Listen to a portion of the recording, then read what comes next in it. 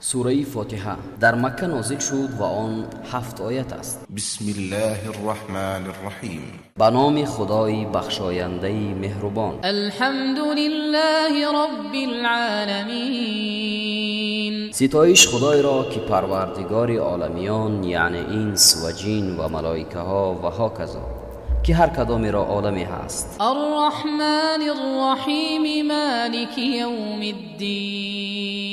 بخشاینده مهربان، خداوند روزی جزاست. ایاک نعبد و ایاک نستعین. تنها تو را می پرستیم و تنها از تو یاری می طلبیم. اهدنا الصراط المستقیم.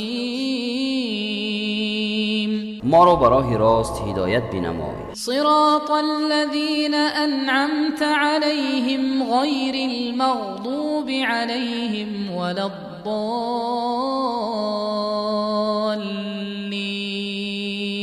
راه کسانی که بر آنها انعام کرده، یعنی پیغمبران، صدیقان، شهیدان و صالحان، نه کسانی که بر آنها خشم گرفته شد، یعنی یهودیان، و نه گمراهان، یعنی نصرانیان.